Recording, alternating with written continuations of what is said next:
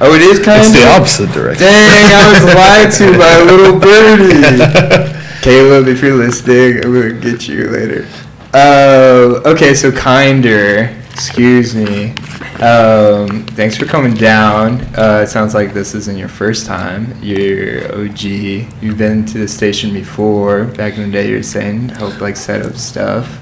Yeah. Regardless, thanks for having me, though. No, man. Of course. I'm glad you, man. So yeah, you sent in a bunch of tracks. We got most of them queued up here. I don't know, are these all from like, I guess, well, obviously you have like the dates, so I guess various times in your life. Or is it like one project or different projects these are coming from? So essentially, I know for both of us, this was kind of, we threw it together. And I was just like, I'll get you the tracks in the morning. So it's perfect. Went through, I just felt like sending the tracks that are most currently like thematically together. So the dates are, the dates, the main date, and then there's like a part one and all that stuff. Okay. Usually with the batch, I'll start with the original track is the one that's just the date, and then when it's like part two, part three, part four, I kind of like do this thing where it's like this infinite scroll where I'm like kind of adding and taking sounds from the previous track and like developing the idea. But I think that like there's 3 batches here. There's like the 1 year ago original, and then there's December, and then there's like 2 tracks that actually have names. And in those cases, you'll notice since I've been in school, there are the tracks I made right after I got my bachelor's degree last year. Okay. And then there were the tracks when I finally did my first semester of grad school in December. That was done. So then I had time to make stuff. And then the tracks that have names, I think, were a couple of quick ones I threw together during spring break when I had time to make tracks. No, I got you. You're a busy man. We were just talking about this, too. And you say you're at school right now studying environmental studies, which is very cool. I was wondering too, like, very corny question, but like, is any of your stuff inspired by nature in general? Because even like some of the album artwork too is kind of like nature-esque. Yeah, so my friend, shout out Ouija in Philly, they have done the Insect Records artwork. And I do ask usually and I mean, for the first time we worked together, I think they tapped into that just because I do a lot of field recordings. And then with the next project, Timothy Grass, there was a theme to that, and so they tapped into that. But absolutely, like a lot of the field recordings that are in my tracks are quite literally me sticking a condenser mic out my back door and getting those sounds. I used to, when I was a younger person, I would do out in the world field recordings, but time constraint now, I feel very fortunate. I live like right by the city cemetery, and there's a lot of active, like, nature going on out there, so you can quite literally just put a mic out the window and you're good to go for the sounds. You ever capture a ghost or anything out by the cemetery? Any spirits end up on that? It's okay if not. I'm pretty. No, I'm more in the camp of cryptids, so I think maybe some spooky sounds, but I don't know if I'm. Okay. I believe in the paranormal. The displaced energy kind of ghost thing in the cemetery. It feels like a very nice park for us to have. I don't know if that's like a cop-out answer, but I would love to see, instead of if one of the black squirrels popped out and had like the jackalope horns, that'd be pretty amazing. Cool, man. So do you believe in like Bigfoot or Chupacabra?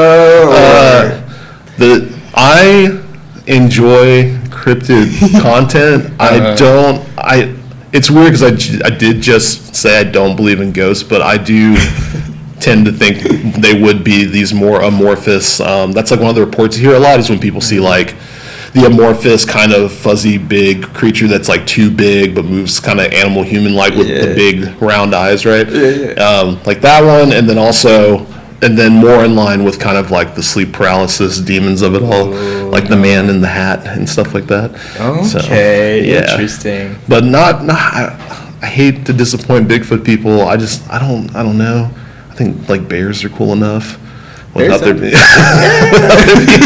do love I love the Bigfoot content and like the recent, I don't know if you've seen any of the recent molds that have been making the social media. But there's like new discovered Bigfoot parts out there that someone's trying to present as legit, and it's causing quite a stir in the cryptid community right now. No way, man. I have to look into that. It sounds interesting. Send it to you. I haven't heard the Man in the Hat in a while. It's funny. I was going through like mutual followers, friends, whatever they are, on Instagram, and one popped up. This guy Chris. I don't know if he's listening, or if you still even talk to him, or you know who I'm talking about. But Chris Rodriguez, he told me about that sleep paralysis demon. And I've actually seen him once. Oh, like, okay. It was a long time ago. But have you ever seen him or like any weird like sleep paralysis things ever happened to you? Yeah. When I was a kid, I had sleep paralysis pretty bad, and still sometimes if I'm not well rested and my body's like, you absolutely have to take a nap, I still get sleep paralysis. Okay. But I normally get the like I'm aware of what's happening, and then usually there's just something like weird about maybe my animals, how they're acting, and then there's like this weird thing sometimes where like objects will just become larger than life, and then that's the point I wake up. But when I was a kid, I definitely saw like a person out the corner of the door like sitting, and they didn't seem menacing. They just seemed like they were just like watching me sleep. And I think the part that didn't freak me out was like I was so young, I hadn't seen like a million movies about this yet. So I was probably like, oh, that's strange, and just like went back to sleep. Dang, man. Yeah. I do have a bunch of questions written down for you too. I love to listen to a lot of your music too. Have you made like little playlists on my little Spotify? I was like trying to cherry pick like different tracks from your albums and whatnot. But I guess one question I should get to is, what is and bops? Because I've heard like you started that here. Yeah, so Daniel Reinhuber, he was a San Marcos local, and I started that. And essentially I met Daniel through mutual connects. Like he was making music, I was making music as well, but I was kind of in a place where I wasn't really doing events, and my band was kind of in a slow spot, and Daniel kind of had an idea where he wanted to start DJing at Wake the Dead Coffee House. And it just seemed like with the amount of good original music he already had, that I just kind of I posited to him like maybe we should do more like a producer showcase, which is kind of not an original idea from me. It's kind of how I came up in Austin. And so once we got together and did that, it just kind of came together because we had people that we knew that played music, and we had Wake the Dead, shout out Julie Balkman, as a space to be able to use and like host that. And so it just kind of naturally evolved in that way, where it was just kind of like, we want to hear tracks that we like loud anyway, which is like the DJ part of it, which is how we kind of keep things moving, but then also provide a space for people who are bedroom musicians to play. It's not just, it's great because we don't just have people that make music like our music that come out. We really encourage, like, if there's any kind of experimental electronic element to it, like, we will have you out. So that's really cool. How do people kind of keep track of those events? I guess we could plug your Instagram. Yeah, we're on Instagram. So I believe it's just like at @ambops. Daniel runs the Instagram. And yeah, I mean, we post about the events. Our next event, we could just do this plug now. Sure, yeah. So we're, as a part of Listen San Marcos, shout out Steve Anderson, who works with the city and organizes Make Music Day that's coming up on June 21st. It's going to be a Sunday. We are going to use the porch as our venue, and we're going to be partnering with our buddy Cody, who's been doing his own event called Mango Beat, which, like, basically his vision for that is to have artists who are playing original music that come from the Latine community, and alongside and bops, which I think we're just sticking with the home roster for us. And then we're also having Dr. Bobby Banner MPC, who we've had out before. He does like really great beat making and like live bass playing. He's worked with like artists like Quali Chris, Muggsy Flows, a lot of people that have been playing in town a lot longer than me. He's great. And then we're also going to have By Curious George out as like the band for the event. Okay. And other things as far as what's going to be happening at the event, Daniel's really great about working with mutual aid and people who are focused on getting people resources in town. And so this time in particular, Community Centered and Squared is going to be coming out and tabling, talking to people. In addition to that, we'll also, which was my part, originally what I wanted to do is I wanted to have a really big clothing swap. Ooh. So I encourage everybody to please come out, free clothing swap, all sizes welcome, plus sizes encouraged. And yeah, we'll have a lot of free clothes out. And yeah, it should just be like a really cool big day party. That'll be from 2 to 7. It's completely free, completely all ages. So that'll be our next event that we're engaged in. That's so cool. And you said that it's June 21st. I saw on the show place sign coming down. Is it the 21st? Yeah. I can double check too. I need to finalize the poster, but hopefully we'll be Okay. dropping the poster. We just kind of wanted to make sure that everyone involved was okay with what was going on. And if they were in general, it was kind of like Oh, yeah. a lot of moving parts. Yeah, but I want to wait until the last second to get that poster up before we have to change. Yeah, I got you.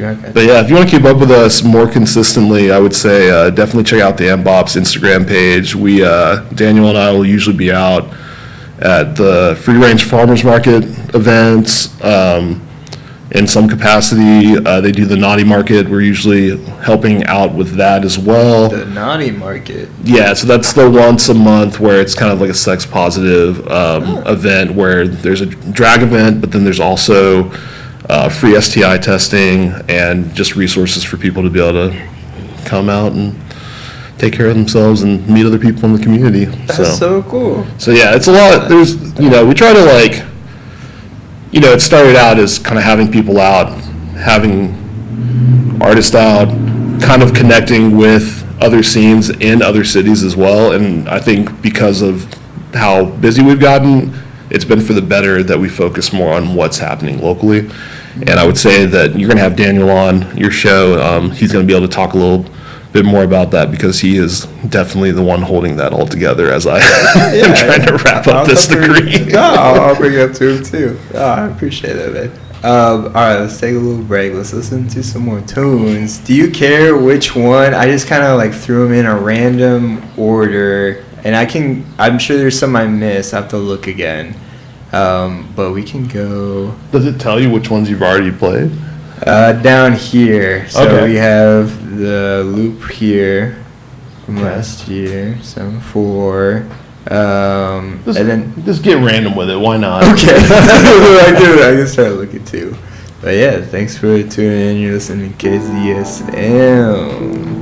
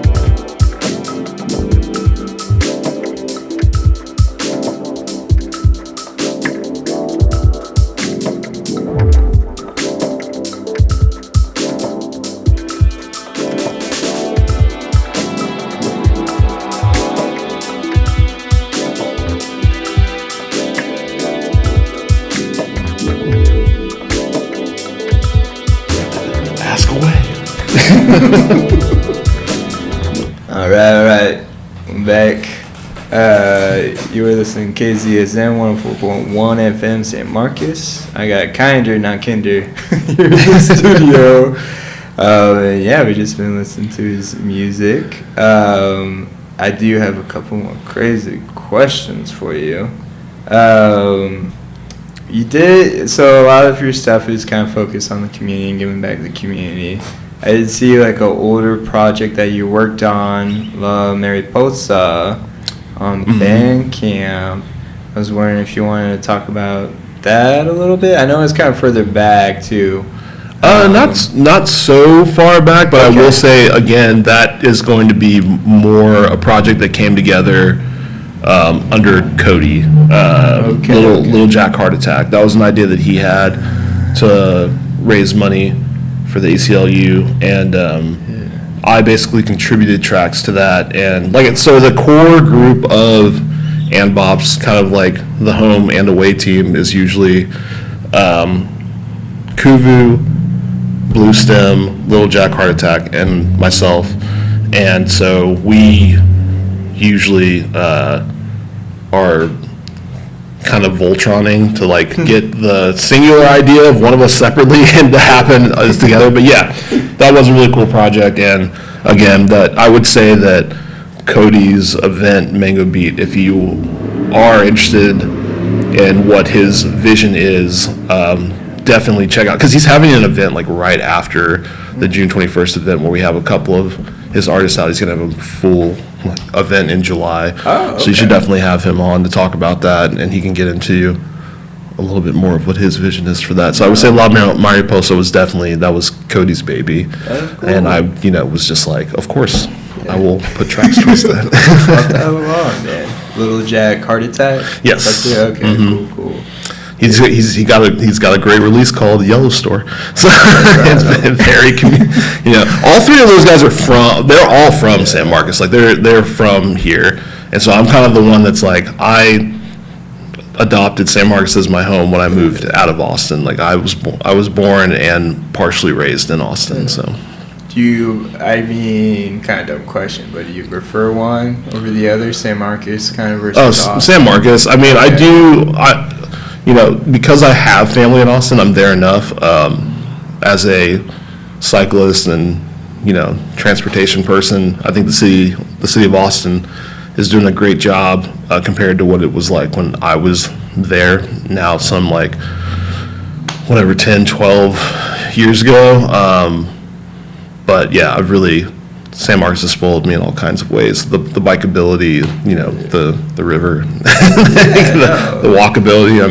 No, for real. It's great. Yeah. And there's so many cool little communities within the bigger San Marcos community. I want to ask you about Cursed Movie Nights and how do you run that or help run it, or do you kind of know about it? Okay. Yeah, you keep hitting things that other people are doing. I'm not throwing shade on it. It's this is all great stuff, but it is funny. These are all really cool things that my friends do. Yeah. So Cursed Movie Nights is run. Last I checked in, that was happening. My buddy Enoch was running that, and I think he's had a couple of different people over the time. So I'm sorry if I'm forgetting the current person that runs it with him, but that was my buddy Enoch who started that and makes the really cool trailers before the movies happening out of Wake the Dead.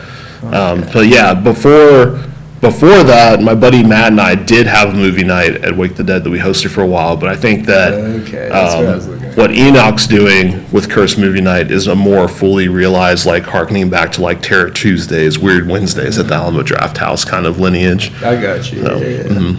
Do you have a favorite campy movie, or maybe just scary movie that you recommend, or even something that's coming up that you're looking forward to seeing that hasn't been released? I keep it kind of a little more broad. I don't know. I always think about the scene so I was actually raised. I grew up with my grandparents, and I was raised in a horror film, sci-fi, future, dystopian film household. I probably shouldn't have seen Nightmare on Elm Street when I was 11, but my grandparents were all for it.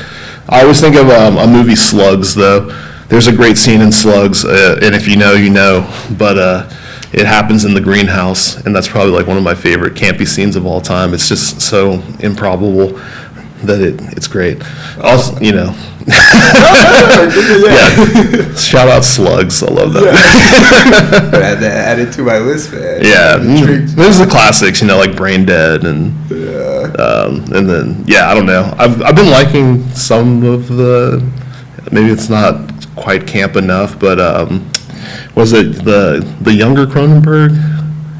Like David Cronenberg? Yeah. No, David Cronenberg's the dad, but the younger Cronenberg's been doing some cool stuff like Possessor and like whatnot, kind of throwing back to that. Titan.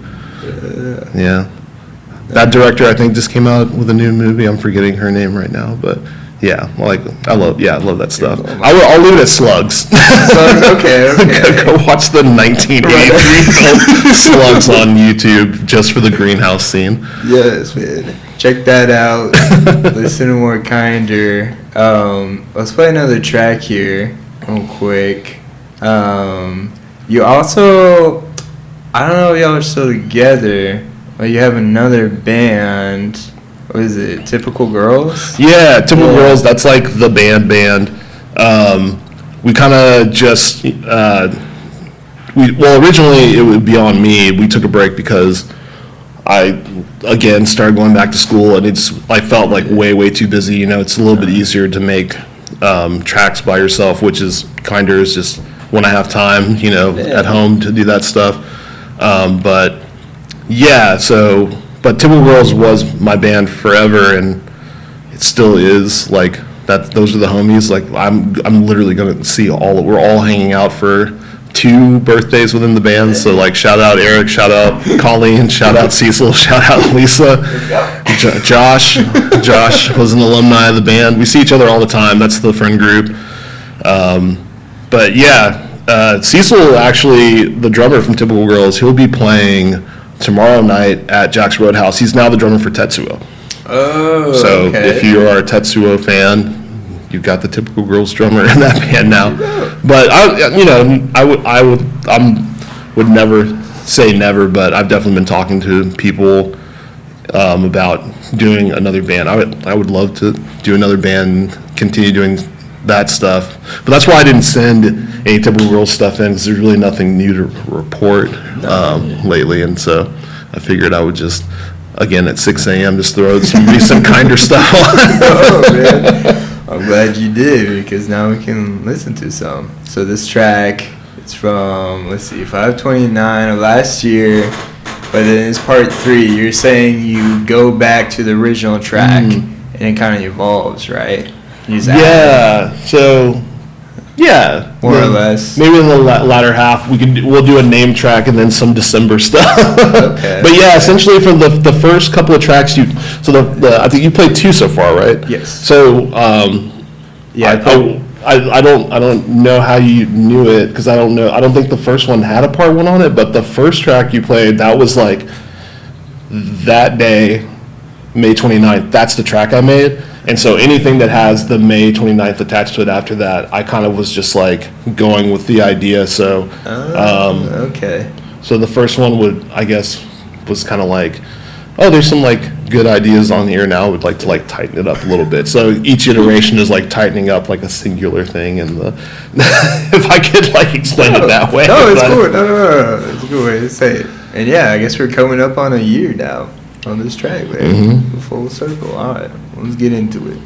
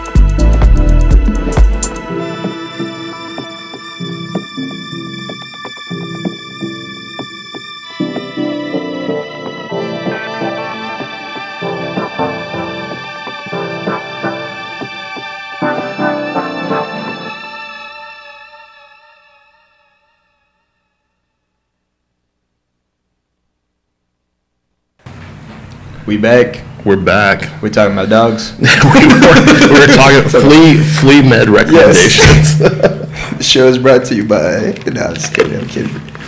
Well, we're kinder. Let's see, man. I totally had a question lined up. It's gone now because we're talking about dogs. Well, congrats on the new dog. Thanks, man. Shout out Ringo. Hope you're listening, Ringo.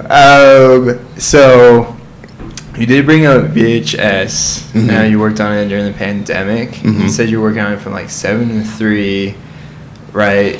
Like day in, day out. What was like a big, I guess, difference or transition from that project versus previous projects? Because when I was going through your music, I was like, okay. I was trying to like cherry pick little songs I liked here and there. Mm-hmm. And then I got to VHS. I was like, oh, this sounds different. So I wonder, like, kind of what was going on. What was like kind of headspace? Yeah. So I'll try to keep it as concise as possible. But basically, at the time, I was working in Austin, and my homie, I've been wanting a sequencer because I basically had just gotten my first like desk job as in like an admin assistant manager at the spot. And I like was on the computer all day. I'd come home. Just Ableton was driving me crazy because I literally went from screens to screens. Mm-hmm. And so, which is like a classic tale right now, I feel like, for a lot of people. But I really wanted a sequencer, and I was like looking at MPCs. And my friend Sam was working for this person that was running this spot called House of Songs, and they were getting rid of some gear.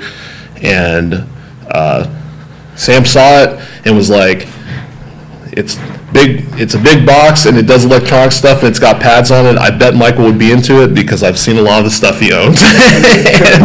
and so she sent me a picture and I looked at it and I was like, that's rad. I'm so glad that made you think of me.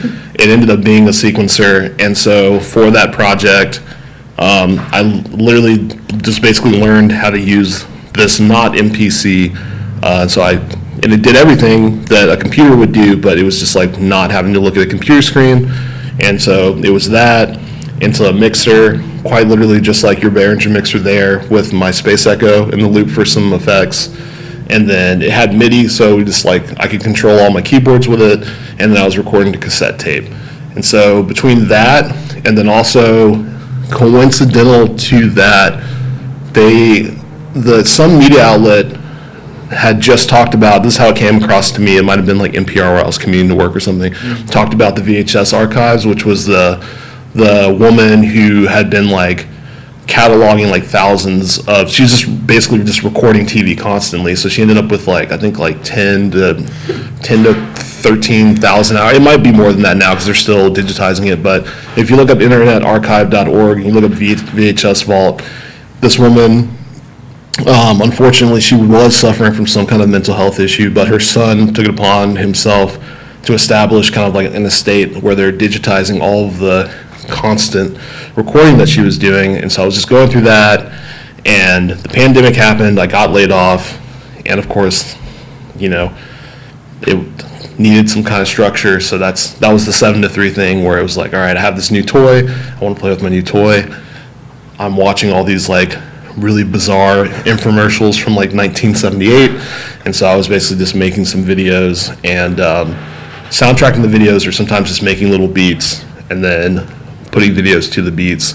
And if you go to the Insect Records Instagram, shout out Ben Webster, Butcher Bear, Explode Drawing happening tomorrow night in Austin, they have those videos up still, but when they graciously decided that you have an album here, part of the promotional rollout will be that we'll start posting the videos. So I took all the videos down, but there's still some videos on my personal Instagram that are kind of like that idea of where I was just using VHS Vault archives and like putting beats to it, because it's like kind of like just a good, I don't know, it's just kind of like practicing, but not practicing. Like I should be playing my guitar and practicing that, or like keyboards, but instead I'm like, I'm going to practice my production skills and try to get weird and then put a visual thing to go along with it to, do that too. So I think it's just as important, if not more important, on the production. Do you prefer analog versus digital? It sounds like you had to set up like digital, but then you go to analog.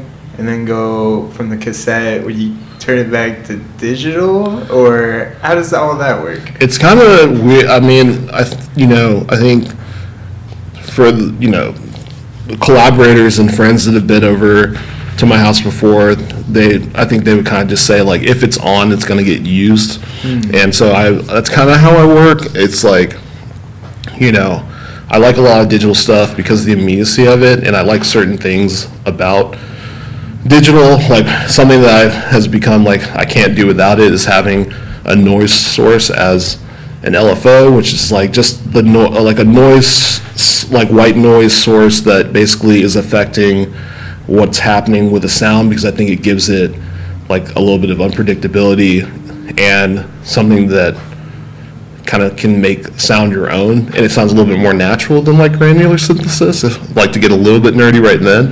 But with analog, I love programming analog synthesizers, and I really have like gotten into that, and so I think they both definitely serve a purpose, but I don't really think it's one or over the other, because sometimes it's kind of just like, the way I have my studio set up is I can like run digital stuff out and give it warm character, but a lot of the time it's kind of like I have the benefit of having stuff that I can just capture it the way I want it the first time, between the microphones collecting and all this stuff, all that kind of stuff. And so I think just work with what you got, but I am fortunate to have a lot to work with. So. That's good advice right there. I like that. All right, we're going to do a quick little bit because we got 10 minutes left. And I'm just going to say, I'm just doing this on the spot here. I'm just going to say artist. And I just kind of want your, like, first thoughts, basically, about the artist. Okay. You can say if you think they're kind of overrated, underrated. You can even say... Yeah, you can say if you like them or not. It doesn't have to be super deep, but if you want to get deep too. But first one, Fred again, because I know some people love him, some people aren't a fan because he's kind of a nepo baby in a way. But I don't know. Are you a fan of Fred again, or have you heard of Fred again? Yeah. Okay, Fred again. Yeah, he does. He like comes up in our group. Because I think we all sort of do a little bit of house experimentation, and I think that Fred again is good. Like, I don't know. I mean, I remember the first time I heard Fred again, I did like, I liked the voice recording. I like kind of just like he was just doing his thing, and I don't know about sometimes when people blow up, like how much that can be in their control, as far as it's like, is he like overrated, underrated, or just rated? I feel like he's just rated. I feel that. No. Because it's chilled out, right? You know what I mean? Like we're like now we're the post like. Yeah. No, I don't feel that. No, good answer. Aphex Twin. Properly rated for sure. Do you have a album that you would recommend? I would say Ambient Collected Works Volume 2. I believe that was like one of those. There's a handful of albums where I was like just out of high school, and I would go to Barnes and Noble, and I would like buy CDs at the Arboretum, and this is back before like phones could do this. And so you would like use the little crappy like thing that was provided in Barnes and Nobles to like listen to tracks. Yes. But I would like buy the CD, and there are a handful of artists where when I'd get back outside in my Volvo and I'd put the CD in, that I would just sit there and then like not drive home, because like that was my whole treat after getting tips all day when I worked at Seattle's Best Coffee. And like Stereolab's one of those bands. Aphex Twin is 100%. Someone had told me about that record too, so I like sought it out. I got a used copy of it, and I put it on, and I was kind of sitting there, and I was like, yeah, I don't think I've heard this yet. You know what I mean? Yeah, I've heard it too. But yeah, I mean, I've also had, then I like would have those moments where I'd hear Window Liquor, and I'd be like, this is probably very important, but I'm not there yet. But the video is great. I feel that. But yeah, Warp Records across the board. I was just rediscovering my love for Mount Kimby today, actually. Wow. I was at work doing like some menial task, and I like this track came on. I was like, this is dope. Who is this? And I was like, oh, it's of course it's Mount Kimby. That's why you like it. So I heard that name is sick.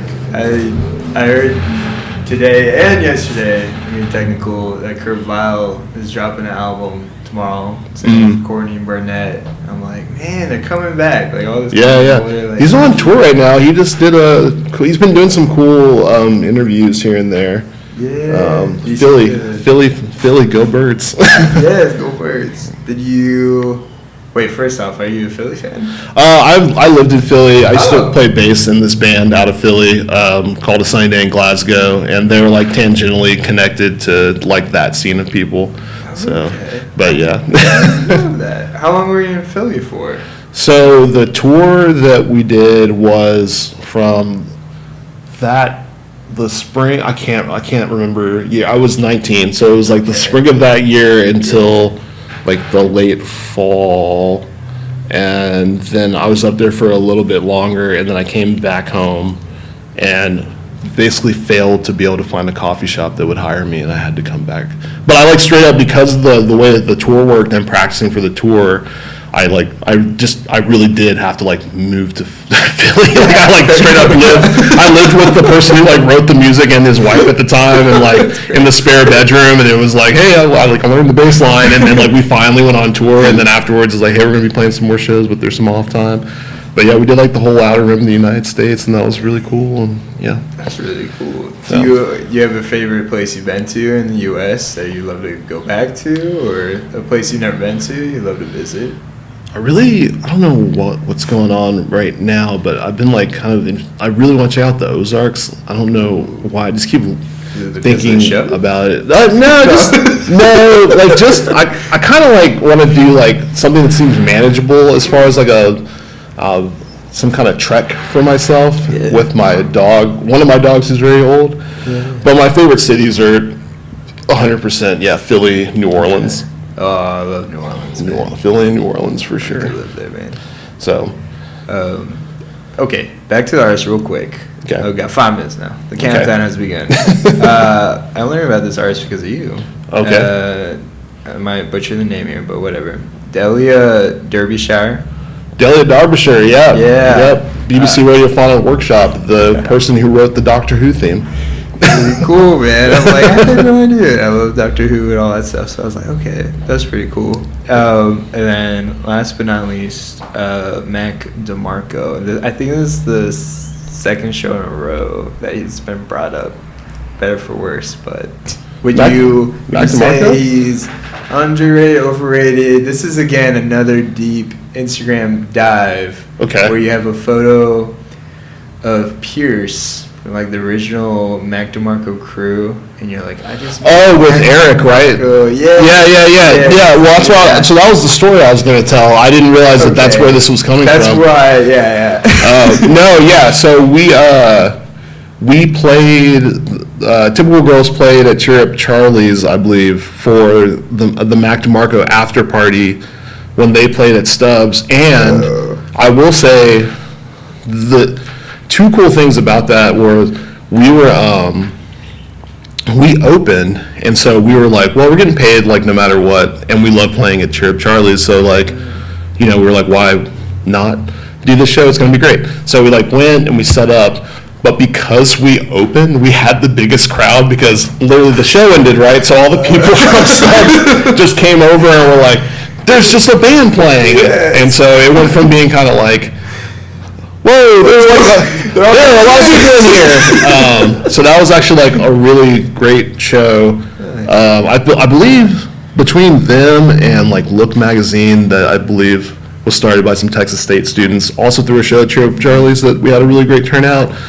But yeah, I met Mac Demarco that night, and bringing it back to Sense, I asked him if he was ever gonna like deviate from the DX sound. And he was like, I just got a Prophet, but, it was really, really weird. He was just, like, basically super drunk at that point. Yeah. Like, the first thing he said to me was, like, because people were going up and, like, giving him a kiss. And so I, like, happened to, like, be getting a drink because he was standing by the bar, and he's like, do you want a kiss? I was like, no, but if I had to ask Mac Demarco one thing, what's up with the DX?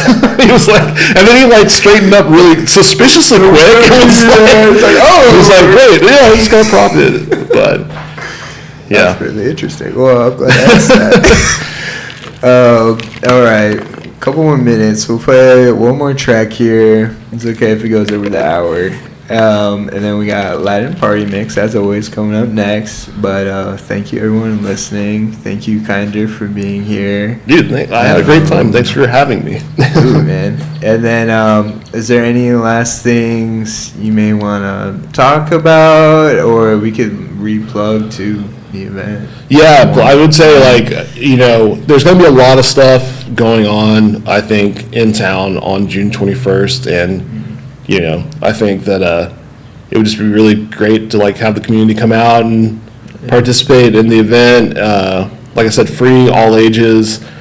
Make music day. I know for me, I've always kind of not been able to make it to the square to be able to participate in it, and so we're trying to throw as big a party as we kind of can. But block party. Please come out, bring clothes. It was literally before it was Make Music Day. I just wanted to have like an bops event where there was a big clothing swap because I thought a summer clothing swap would be really fun. But yeah, I hope people come out and just kind of come meet us, see what we're about. Come check out Mango Beat.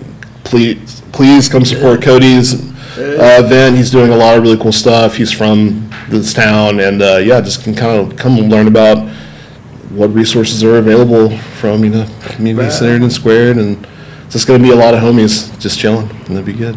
It'll be a good time. And then lastly, where can people find your music? Oh, okay. Definitely hit my Bandcamp. Insect Records has my early records up on Spotify, but what really helps me, and shout out to Growth and Decay, the other label I'm on, they took my records off of Spotify. So I would say, like, it helps me as an artist if you want to give me some listens on the Bandcamps. Check out those record labels. They're owned by people that are doing really cool stuff. Across all the projects we talked about, I run my Bandcamps, except for the Insect Records one. So kindermusic.bandcamp.com, and I believe we got Typical Girls somehow at .bandcamp.com. We're on there, and ambops.bandcamp.com. I'm sure if you Google Ambops, SMTX, Bandcamp will come up on there. And then I have some stuff on SoundCloud too if you just want to stream it real quick. And that also is mine as well. So. Right on, man. Well, good to know. This is Kinder once again here on KZSM.